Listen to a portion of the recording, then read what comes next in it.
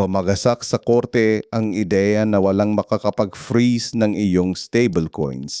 Pinwersa ng isang utos ng korte ang Circle, ang kumpanya sa likod ng USDC, na i-block ang smart contract na may 12.6 na milyong dolyar.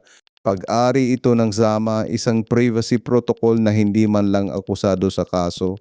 Ang demanda ay para sa ibang kumpanya, ang Overnight Finance, pero naipit ang pondo ng Zama sa parehong contract. Kaya bawat ordinaryong user na naglagay sa pool ay nakalock ng ngayon, hindi mahawakan ng sariling pera kahit walang ginawang mali.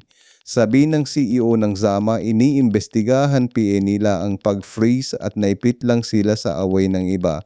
Paalala ito na ang sentralisadong stablecoin ay pwedeng i-freeze sa isang utos lang ng korte.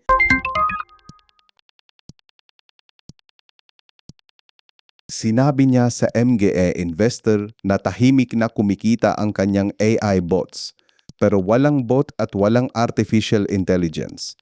Kinasuhan ng Komisyon sa Seguridad ng Estados Unidos ang isang lalaki mula Texas sa crypto fraud na 12.3 milyong dolyar mahigit isang taon nang tumakbo. Ayon sa mga regulator, nangako siya ng sopistikadong automated trading system na pinapagana umano ng AI, pero sabi ng mapiskal, hindi umiral ang teknolohiya at gawa-gawa lang ang mga kitang ipinakita. Sa halip na mag-trade, ginastos niya ang pera sa bahay na halos 1 milyong dolyar, sugal, collectible cards at isang jeep.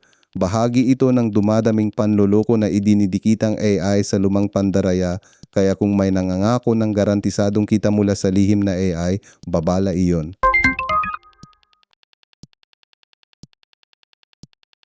Lumampas na ngayong taon ang prediction markets sa 60 bilyong dolyar na volume at seryoso nang nagmamasid ang Wall Street.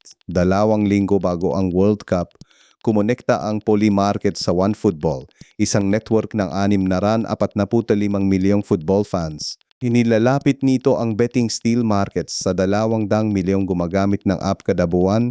Kasabay nito, ang Wintermute, isang market maker na nagte-trade ng trilyong dolyar kada taon, ay nag-quote na ng presyo sa AMGA event contract. Nasa Polymarket at Kalshi na ito habang lumalampas sa 20 bilyong dolyar ang buwanang volume. Noong isang taon, curiosity lang ito sa crypto, pero seryoso ng financial infrastructure na yon, hindi aksidente ang timing. Ang World Cup ang pwedeng magpa-mainstream dito. Mag-subscribe na!